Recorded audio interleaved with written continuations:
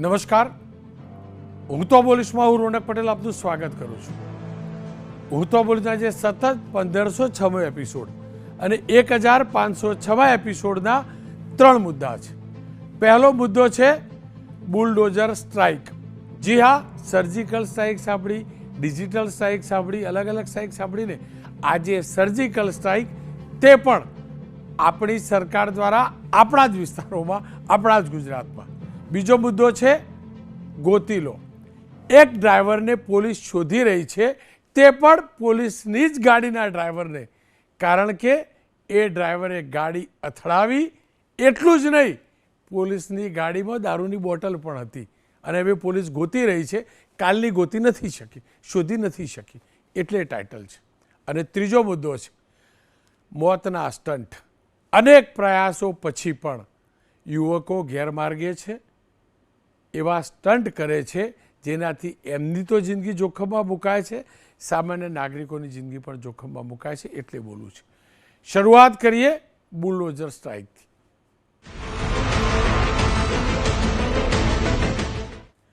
છેલ્લા કેટલાક સમયથી આપણે જોઈ રહ્યા છીએ, તેમાં પણ સવિશેષ છેલ્લા 3-4 વર્ષથી ગુજરાતભરની અંદર ગેરકાયદેસર નિર્માણો પર બુલડોઝર ફરી રહ્યું છે પ્રશાસનનું. કેટલાક લોકો તેને સરકારી બુલડોઝર કહે છે, કેટલાક લોકો દાદાનું બુલડોઝર કહે છે. અને આ બુલડોઝરની શરૂઆત દરિયાકાંઠાથી થઈ. દરિયાકાંઠા ઉપર કચ્છથી લઈ દ્વારકા, સોમનાથ તમામ ઠેકાણે ગેરકાયદેસર રીતે અસામાજિક તત્વોના અડ્ડા હતા, તેની ઉપર બુલડોઝર ફરવું પણ જોતું હતું. ત્યારબાદ અમદાવાદના ચંડોળા તળાવનો વારો આવ્યો. એટલું જ નહીં, આજના દિવસે તો રાજ્યના અનેક વિસ્તારોમાં સરકારનું બુલડોઝર ફર્યું છે, અને એ પણ મોટાભાગે એવી જગ્યાએ કે જ્યાં અસામાજિક તત્વો અડ્ડો જમાવીને બેઠા હતા અને તેમની ગેરકાયદેસર પ્રવૃત્તિઓ ત્યાં ચાલતી હતી, અથવા તો જે અસામાજિક અને ગેરકાયદેસર પ્રવૃત્તિઓ કરવાવાળા લોકો હતા તે ત્યાં મકાનો બનાવીને સરકારની જમીન હડપીને બેઠા હતા. શરૂઆત સુરતથી કરીશ, અને અહીંયા તો અદ્ભુત કિસ્સો છે. ભારતીય જનતા પક્ષના વોર્ડ મહામંત્રી આદિત્ય ઉપાધ્યાય. આ આદિત્ય ઉપાધ્યાય પર 2 દિવસ પહેલાં જ આરોપ લાગ્યો દુષ્કર્મનો. સુરતમાં દુષ્કર્મના આરોપી એવા ભાજપના વોર્ડ મહામંત્રી આદિત્ય ઉપાધ્યાયની ગેરકાયદેસર મિલકતનું ડિમોલેશન થયું છે. વેડ રોડમાં પાલિકાની જગ્યા પર નોનવેજની દુકાન ચલાવનાર આ આદિત્ય ઉપાધ્યાયની એ દુકાન પર બુલડોઝર ફર્યું છે. આદિત્ય ઉપાધ્યાય યુવતીને કેફી પદાર્થ પીવડાવી મિત્ર સાથે ગેંગરેપ કર્યો હતો, તેવો એની ઉપર આરોપ હતો. ભારતીય જનતા પક્ષે આરોપ અને FIR નોંધાયા બાદ તેને સસ્પેન્ડ કર્યો છે, અને પોલીસે તેની અને તેના મિત્રની ધરપકડ કરી છે.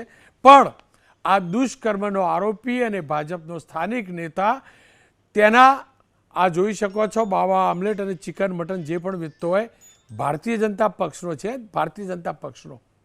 ભારતીય જનતા પક્ષનો શુદ્ધ શાકાહારી વિચારધારા ધરાવતા પક્ષનો નોનવેજની દુકાન ધરાવતો હતો, બળાત્કારનો આરોપી હતો. કોર્પોરેશનની જગ્યાએ હડપીને એને આ દુકાન ખોલી હતી, તેની ઉપર બુલડોઝર ફર્યું છે. સુરતનો જ બીજો કિસ્સો છે. સુરતમાં અસામાજિક તત્વો એવા મોહમ્મદ અઝરુદ્દીન ઉર્ફે અજ્જુ ઇમ્તિયાઝ, એની સંપત્તિ પર બુલડોઝર ફર્યું છે. જોકે એની સંપત્તિ નહોતી, એને સરકારી જમીન ઉપર બનાવેલી સંપત્તિ ઉપર તેની 5 જેટલી દુકાનો તેને ખડકી હતી. સ્વૈચ્છિક રીતે દબાણ દૂર કરવા સૂચના અપાઈ હતી, પણ આ બધા તો દાદા એટલે જાતે તો ખસેડે નહીં, એટલે જ આપ જોઈ શકો છો એને પણ તોડવામાં આવ્યું છે. અઠવા લાઇન્સ પોલીસ સ્ટેશનમાં આ વ્યક્તિ વિરુદ્ધ 6 ગુના, પાલ પોલીસ સ્ટેશનમાં 1, લાલગેટ પોલીસ સ્ટેશનમાં 1, DCP પોલીસ સ્ટેશનમાં 2 ગુના આ વ્યક્તિ વિરુદ્ધ નોંધાયા હતા. સુરતના લસકાણા વિસ્તારમાં અજય સિરોયા નામના વ્યાજખોર છે, એને ગેરકાયદેસર ખડકેલી દુકાનો પર પણ બુલડોઝર ફર્યું છે. અજય સિરોયાના ત્રાસથી 22 વર્ષીય ચિત્ત ગબાણી આત્મહત્યા કરી હતી, અને તપાસમાં ધ્યાનમાં આવ્યું હતું કે આ વ્યાજખોરીનો ધંધો કરતો હતો અને ગેરકાયદેસર રીતે દુકાનો એને ખડકેલી હતી. પાનની દુકાન હોય કે નાની મોટી જે પણ આપ જોઈ શકો છો, એનું ડિમોલેશન થયું છે. રાજકોટની વાત કરી લો તો રાજકોટમાં નવા 150 ફૂટ રિંગ રોડ પર પોલીસે મેગા ડિમોલેશન કર્યું. અહીંયા 38 કુખ્યાત આરોપીઓની ગેરકાયદેસર ખડકેલી 60 જેટલા બાંધકામ તોડી પડાયા છે. આપ રાજકોટના દ્રશ્યો જોઈ શકો છો. પ્રશાસનનો દાવો છે કે બુલડોઝર ફેરવી સરકારી 6,52,50,000ની કિંમતની 2,610 ચોરસ મીટર જગ્યા ખુલ્લી કરવામાં આવી છે. જે જગ્યા ખુલ્લી કરાઈ છે તે હિસ્ટ્રી સીટર ખુશાલ, તોસીફ, રાજેશ, શહેજાદ આ નામના આરોપીઓ છે, જેમની ઉપર હત્યા સહિતના આરોપો હતા અને સરકારી જગ્યાએ એમને આ બધા નિર્માણો કર્યા હતા. અમરેલીની વાત કરી લો તો અમરેલીમાં એક ગેરકાયદેસર મદ્રેસા ગયા અઠવાડિયે તોડી પડાઈ છે. ધારીના હિમખીમિયાડીપરા વિસ્તારમાં મોહમ્મદ અફજલ શેખ ગેરકાયદેસર મદ્રેસા ચલાવતો હતો. પોલીસને તપાસમાં તેના મોબાઈલમાંથી પાકિસ્તાન અને અફઘાનિસ્તાનના વોટ્સઅપ ગ્રુપ મળી આવ્યા હતા. પોલીસના ત્યાં ફરિયાદ પણ નોંધાઈ હતી અને એને જે ખોટી રીતે જગ્યા હડપીને મદ્રેસા બનાવી હતી એને તોડી પડાવ્યું છે. સરકારે લાભાર્થીઓને મફત જમીન આપી હતી, ત્યાં નિયમ ભંગ કરીને આ નિર્માણ કર્યું હતું. દ્વારકાની વાત કરીએ તો દેવભૂમિ દ્વારકા જિલ્લાના સલાયામાં ગુંડા તત્વોએ ગેરકાયદેસર જે બાંધકામો કર્યા હતા તેને જમીન દોસ્ત કરાય છે. આપ જોઈ શકો છો. હુસેની ચોક વિસ્તારના આ દ્રશ્યો છે. મહીસાગરની વાત કરું તો મહીસાગરના સોનેલા ગામે પ્રશાસનની ટીમે પણ આ જ પ્રકારની કામગીરી કરી છે. કોલિયા માયનોર કેનાલ પર ભૂમાફિયાઓએ દબાણ કર્યા હતા. કેનાલ ઉપર દબાણ કર્યા હતા. વિચાર કરો તમે, કેનાલ ઉપર એને પણ તોડી પડાયા છે. આપ જોઈ શકો છો. જે કેનાલના ભૂંગળા હતા જેનામાંથી પાણી પસાર થતું હતું તેની ઉપર આ દબાણ કરવામાં આવ્યું હતું. વાપીની અંદર પણ રહેણાંક વિસ્તારમાં ગેરકાયદેસર ભંગારના ગોડાઉનો બન્યા હતા અને એના ઉપર પણ કેવી રીતે બુલડોઝર ફર્યું છે આપ જોઈ શકો છો. અને અહીંયા પણ એ પ્રકારે જમીન ખાલી કરાઈ છે. અમદાવાદની વાત કરી લો તો અમદાવાદમાં બુટલેગરના ત્યાં ડિમોલેશન થયું છે. 14 મેના રોજ એટલે આ જ અઠવાડિયામાં બુટલેગરના ગેરકાયદેસર બાંધકામ પર બુલડોઝર ફેરવવામાં આવ્યું. નરોડાના આરોપી બુટલેગર એવા જયેશ ઉર્ફે જીગા સોલંકીએ 3 માળનું ગેરકાયદેસરનું બાંધકામ કર્યું હતું, તેને તોડી પડાવ્યું છે. આપ એના દ્રશ્યો જોઈ શકો છો. હવે વાત ચંડોળા તળાવ. ચંડોળા તળાવ અમદાવાદ જ નહીં પણ અમદાવાદનું આ ચંડોળા તળાવ આખું ગુજરાત મિની બાંગ્લાદેશ તરીકે ઓળખાતું હતું. અનેક બાંગ્લાદેશીઓ પકડાયા, એની વિરુદ્ધ કાર્યવાહી થઈ. પણ આ તળાવની આસપાસમાં જબરજસ્ત છેલ્લા 3 દશકથી જબરજસ્ત ગેરકાયદેસર નિર્માણો થયેલા હતા. અગાઉ પણ એકવાર ડિમોલેશન હાથ ધરાયું હતું, વચ્ચે રોકાયું હતું અને એનો ફેઝ 2 શરૂ થયો. આજે વહેલા સવારે 6 વાગ્યાથી ડિમોલેશન શરૂ થયું. ઓપરેશન ક્લીન પાર્ટ 2 હેઠળ 8,200 જેટલા કાચા ગેરકાયદેસર નિર્માણો દૂર કરાયા છે. 2,50,000 ચોરસ મીટર જમીન ખાલી કરાઈ છે. એએમસીના 2700 કર્મચારીઓ ડિમોલેશનની કામગીરીમાં જોડાયા. 40 જેટલા જેસીબી, 29 જેટલા હિટાચી મશીનની મદદથી આ ડિમોલેશન દૂર કરાયું છે. 7 દિવસ સુધી કાટમાળ હટાવવાની કામગીરી ચાલશે. સૂર્યનગર પોલીસ ચોકીથી શાહ આલમ તરફના વિસ્તારમાં સૌથી વધુ દબાણો તોડી પડાયા છે. આપ તમામને યાદ હશે કે લલ્લા બિહારી કે જેને ફાર્મ હાઉસ બનાવ્યું હતું એની પાર્કિંગની બાજુમાં પણ જે જગ્યા હતી તેને પણ બુલડોઝરથી તોડી દેવામાં આવી છે. ડિમોલેશન બાદ district inspector of land record તરફથી જે પણ નકશા મળ્યા છે તે નકશાને ધ્યાનમાં રાખી તળાવની બાઉન્ડ્રી નક્કી કરાશે અને આ બાઉન્ડ્રી ઉપર મહાનગરપાલિકા દિવાલ બાંધશે. કાટમાળ હટાવી ત્યાં તળાવનું વિકાસનું કામ કરવામાં આવશે અને બ્યુટિફિકેશન કરવામાં આવશે. અહીંયા જ્યાં પણ જે લોકોને વૈકલ્પિક વ્યવસ્થા કરી આપવાની છે એ કદાચ સરકાર કરી આપવાની છે, એ પણ એક ભાગ બનાવવામાં આવ્યો છે, એક પ્રોસેસ કરવામાં આવી છે, એ અંતર્ગત કરવામાં આવી છે. પણ એ હકીકત છે કે અહીંયા અનેક ગેરકાયદેસર નિર્માણ જ નહીં, ગેરકાયદેસર પ્રવૃત્તિઓ અહીંયા થતી હતી. સવાલ એ છે બુલડોઝર ફર્યું એ સારું કર્યું, પણ બુલડોઝર ફેરવવું પડે તેવી નોબત કોના પાપે આવી અને આ જ મુદ્દે ચર્ચા કરવી છે. ડૉક્ટર અનિલભાઈ પટેલ ભારતીય જનતા પક્ષના નેતા, ડૉક્ટર હેમાંગભાઈ વસાવડા કોંગ્રેસના નેતા છે. બંને ડૉક્ટર છે. એમ તો ઓપરેશન માનવ શરીર ઉપર કરતા હોય છે અને જરૂરી ઓપરેશન થતું હોય છે, પણ આજે આપણી ભૂમિ ઉપર જે ગેરકાયદેસર નિર્માણરૂપી કેન્સર જે હતું એ ગાંઠને દૂર કરવામાં આવી છે. પણ એ કેન્સરની ગાંઠ કોના કારણે વિકસી છે ને ડૉક્ટર એનું પોસ્ટમોર્ટમ કરવું છે.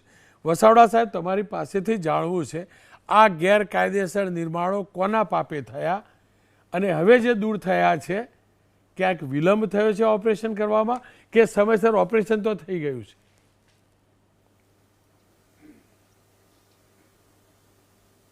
ગેરકાયદેસર એટલે સરકારની જમીન ઉપરના જે બાંધકામ છે એને બુલડોઝર દ્વારા દૂર કરવામાં આવ્યા.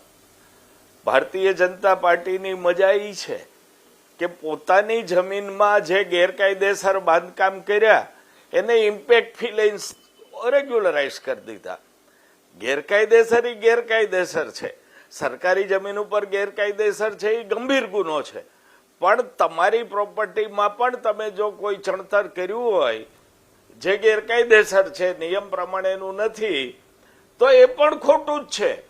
એટલે આ પહેલી વાત એ છે કે સરકારની જમીન ખાલી કરી, ખૂબ સરસ કામ કર્યું. પણ મારો પ્રશ્ન એ છે કે થયું કેમ? 3 માળના મકાન ચણાઈ જાય ત્યાં લગી ત્યાંની પોલીસ, ત્યાંનું મહેસૂલી આખું તંત્ર, નગરપાલિકા અથવા કોર્પોરેશનનું તંત્ર શું કરતું હતું? આ બહુ મોટો પ્રશ્ન છે. આપે દુકાન બતાવી કે 6 દુકાન કોઈની તોડી, પછી દુકાન ભાડે આપેલી હતી, તો સરકારી પૈસો કોઈ માણસ 5 વર્ષ 10 વર્ષથી ખાધા કરે છે, તો એને ઓકાવા શું કર્યું તમે? ભાડું એ માણસ લઈ ગયો છે ને દુકાન તમે પાડી લઈ ગયો. તો સરકારની જમીનો ઉપર ઓરડી, મકાન, દુકાન બનાવી, કારખાના, શેડ અને ભાડે આપે છે. જ્યારે ભાડે આપે ત્યારે ભાડું દર મહિને લેતા હોય છે, તો એ પૈસો કોનો? એ વસૂલવા માટે શું કર્યું તમે? ખાલી પાડીને આપણે રાજી થઈ લીધું? આ તપાસ પણ થવી જોઈએ. જે તે અધિકારીઓ, જવાબદાર અધિકારીઓ જેના વિસ્તારમાં આ બન્યું છે એની ઉપર પણ દાદાનું બુલડોઝર ફરે તો દાદા છે. બાકી દાદા શું છે ગુજરાતની પ્રજા સમજી લે. કારણ કે દરેક જગ્યાએ જેમ ઊંડા ઉતરશું એમ આપણને ખબર પડશે કે પ્રોટેક્શન ભારતીય જનતા પાર્ટીના નેતાઓનું છે. રાજકોટ હોય, સુરત હોય, અમદાવાદ હોય, કોઈ પણ ગામ, ગુજરાતનો ખૂણો હોય, આવા ગેરકાયદેસર બાંધકામો અને દબાણોને સાચવનાર ભારતીય જનતા પાર્ટી છે.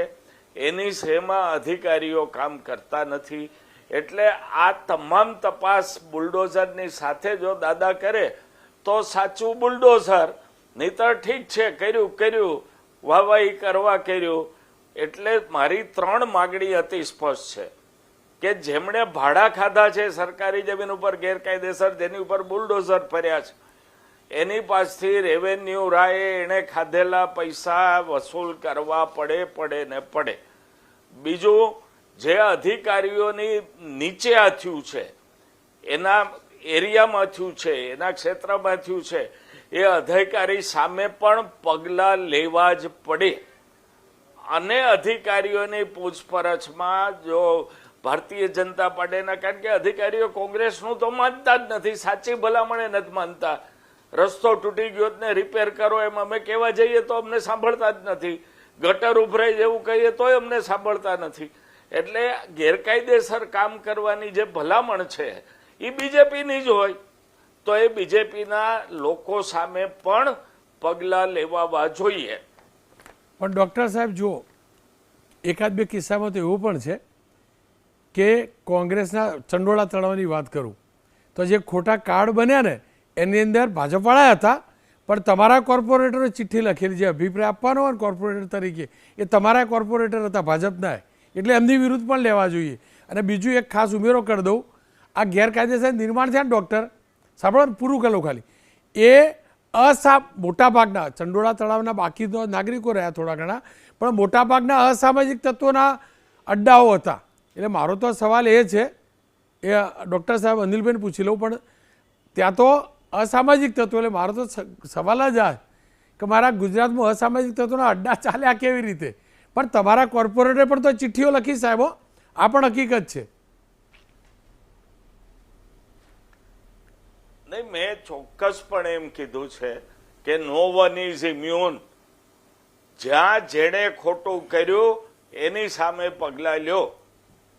ભલે અમારા કોર્પોરેટરે એવી સ્પષ્ટતા કરી છે કે મારું બોગસ લેટર પેડ છે ને આવું મેં કંઈ કર્યું નથી, પણ તોય તપાસ તો થવી જ જોઈએ. જેણે ખોટું કર્યું કોઈ પણ અબકડ પક્ષમાં હોય પગલાં લેવાવા જ જોઈએ. કોઈને બચાવવાનો સવાલ આવતો જ નથી. આ ગુજરાતને, આપણા ગુજરાતને સુધારવું હોય તો ક્યાંક લિમિટેશનથી ખોટા તત્વોને બચાવવાનું દરેક રાજકીય નેતાએ કરવું જ પડશે. નહીંતર આનું આ આજે પાડ્યું બે દી રહીને પાછો એ નહીં, અસામાજિક તત્વ ત્યાં એની દુકાન મકાન જે છે એ ચણી લેશે. ડૉક્ટર સાહેબ, એ હકીકત છે અનિલભાઈ, સરકારનો નિર્ણય સારો છે, નિર્ણયને એક્ઝિક્યુટ પણ પ્રોપર રીતે કર્યો છે, મક્કમ નિર્ણય છે. પણ સવાલ એ છે કે અત્યાર સુધી આ અસામાજિક તત્વો સાથે મૃદુ રહ્યું કોણ? નિર્ણય મક્કમ છે, મક્કમતાથી અમલ પણ કર્યો, પણ કોઈ તો મૃદુ હતું ને, કોઈના તો આશીર્વાદ હતા ને કે આટલા અસામાજિક તત્વો મોટા થયા.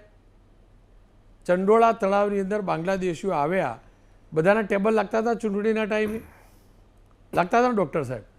આ દારૂના અડ્ડા અને બુટલેગરો હવે આપણે કહીએ છીએ તો બુટલેગરો રાતોરાત તો પેદા થયા નહોતા, આ મકાનો તો બન્યા હતા. તો શું તમારા કોર્પોરેટરને ધ્યાનમાં નહોતા આવતા?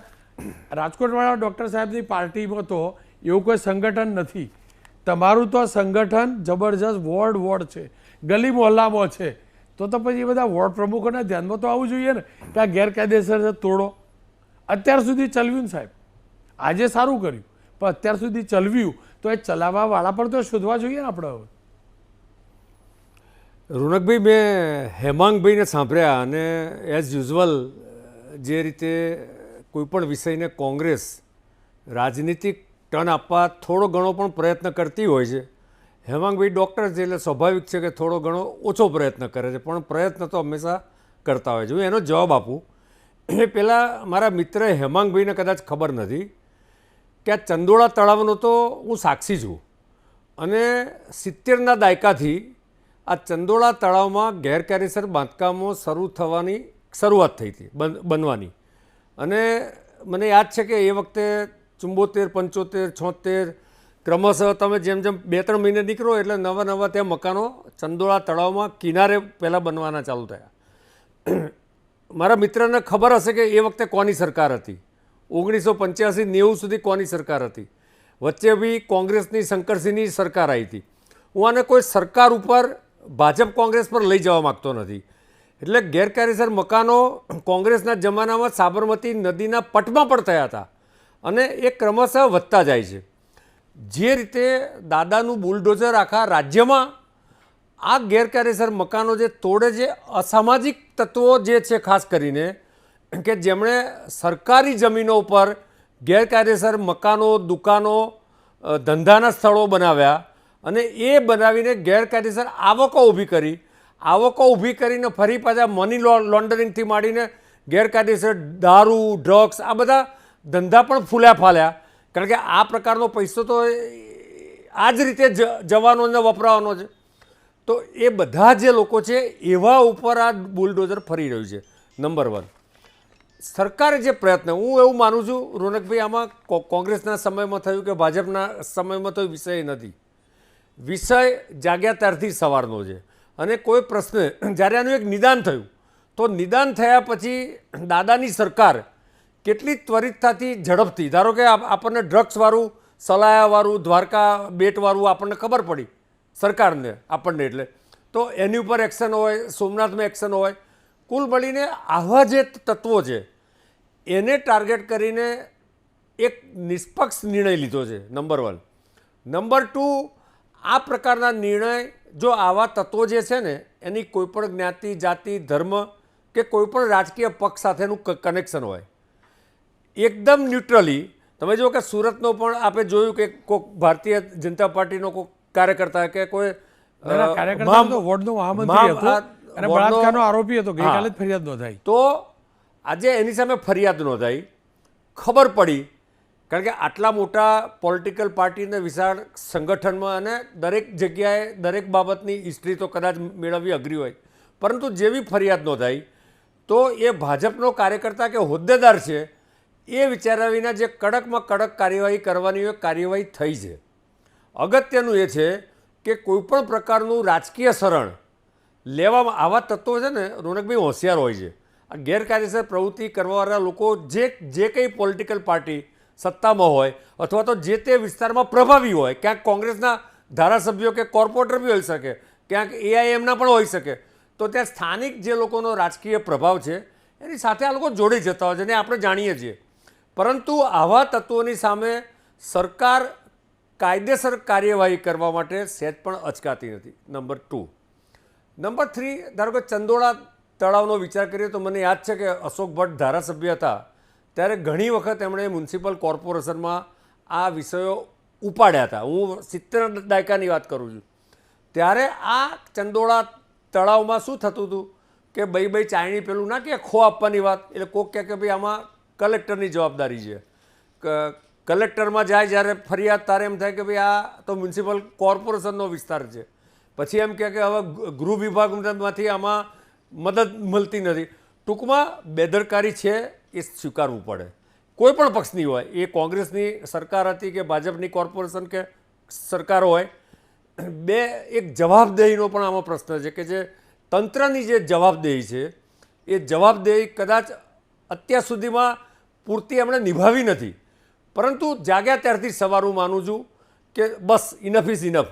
હવે આવા કોઈપણ પ્રકારના તત્વોની સામે કાયદાનો દંડો ઉગામવાની જરૂર છે અને આવા તત્વોને આખા ગુજરાતમાંથી નેસ્ત નાબૂદ કરવાની જરૂર છે. રાજકોટમાં પણ થયું છે તો ત્યાંના સ્થાનિક લોકોને કદાચ ખબર બી હોય, રાજકીય લોકોને, કોંગ્રેસ ભાજપના લોકોને ખબર હોય, કોકને રાજકીય શરણ હોય.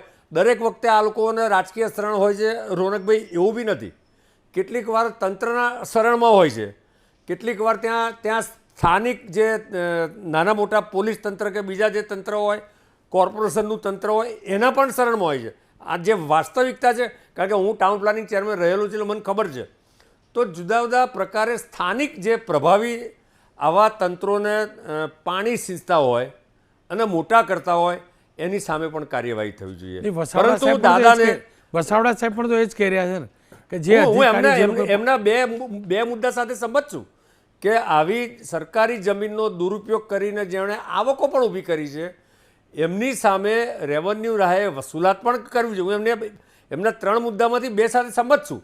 પરંતુ એ જે રાજકીય ટચ આપવાની કોશિશ કરે છે, તો રાજકોટમાં બી એક જમાનામાં કોંગ્રેસની કોર્પોરેશન હતી, ત્યાં પણ કામ થયું છે. અને બીજું કે કોઈ પણ પક્ષની કોર્પોરેશન હોય, તમે જાગૃત નાગરિક તરીકે તમારા ધ્યાનમાં આવ્યું તો તમે શું કર્યું એ પણ એટલું જ મહત્વનું છે. અને એક નાની ફરિયાદ નાખી દીધી કે મીડિયામાં ફરિયાદ કર્યા પછી એનું પ્રોપર ફોલોઅપ થયું કે નહીં, હું માનું છું કે આ સંયુક્ત પ્રશ્ન છે, ગુજરાતની બધી પ્રજાનો પ્રશ્ન છે. અને રાજનીતિથી ઉપર ઉઠીને બાંગ્લાદેશવાળા જે હતા ગેરકાયદેસર નાગરિકો એને તો અહીંથી શિફ્ટ કરવામાં આવ્યા, પરંતુ આપણા પણ જે નાગરિકો, સરકાર ઈડબ્લ્યુએસ મકાનથી માંડીને રિહેબિલિટેશન પણ કરે છે, તો પણ નવા મકાનો આવી રીતે ગેરકાયદેસર કેમ બનતા જાય છે? તો એમાં પ્રજાની જાગૃતિથી વધારે તંત્રના જુદા જુદા વિભાગનું કોઓર્ડિનેશન અને એની પણ જાગૃતિ જરૂરી છે. વસાવડા સાહેબ, છેલ્લી તમારી કોમેન્ટ લઈ લઉં. કંઈ પણ તમે અનિલભાઈ થકી સરકાર સુધી વાત પહોંચાડવા માંગતા હોય તો? ના, આમાં તકલીફ એ છે કે સરકાર સાંભળતી જ નથી. અને મજા એ છે કે કહીએ તો જ સરકારને સમજાય કે આ લોકો પાસેથી પૈસા પાછા લ્યો રેવન્યુ રાય, કે અધિકારીઓ સામે પણ પગલાં લેવા જોઈએ. ચંડોળા તળાવ હોય, રાજકોટનો 150 ફૂટનો રિંગ રોડ હોય, જે કોઈ અધિકારી છે કોર્પોરેશન અથવા પોલીસ ખાતાને, એને તરત જ સેવા નિવૃત્ત કરી દેવા જોઈએ. કારણ કે અનિલભાઈએ કીધું કે એ લોકોની મીઠી નજર નીચે જ આ બધું ચાલતું હોય છે. જાગૃત નાગરિક તરીકે જે ચાલે છે તો ત્યારના અધિકારી તો આપ કરો છો, અમે કરતા રહેશો, પણ સરકાર જાગૃત બને એ જરૂરી છે. આપ બંનેનો આભાર. ખેર ફરી એકવાર કહીશ, એ હકીકત છે કે જે પણ અધિકારીઓ આવાને પોષ્યા છે તેમની વિરુદ્ધ કાર્યવાહી જરૂરી છે. એક રાહત અને સારી વાત એ રહી કે આખા ડિમોલેશનમાં જ્યાં અસામાજિક તત્વોના ત્યાં ડિમોલેશન થયું છે તો એમના બચાવમાં એક પણ પક્ષનો એક પણ નેતા નથી ઉતર્યો, કોઈ એનજીઓ નથી ઉતર્યું. કારણ કે રાહતની સારી વાત એ છે, ગર્વની વાત છે કે બધા સમજતા થયા છે કે અસામાજિક તત્વને કોઈ પણ સંજોગોમાં આશરો ન જ હોય, ખુલ્લા આકાશ નીચે નહીં, અસામાજિક તત્વોનું સ્થાન પાતાળમાં જ હોય. અને એ જ કારણ રહ્યું કે આ નિર્ણય સાચો, સારો, સારી રીતે એક્ઝિક્યુટ થાય તેવો સાબિત થયો. કારણ કે તમામનો એક સરખી હિસ્સેદારી રહી, તમામનો એક સરખો સાથ રહ્યો. ક્યાંય કોઈએ શાસક વિપક્ષ વિચારી અને ખોટું અસામાજિક તત્વોને સમર્થન ન કર્યું. બસ હવે આ અસામાજિક તત્વો ફરી ઊભા ન થાય તે માટે પણ તમામે એકજૂથ થવું જરૂરી છે.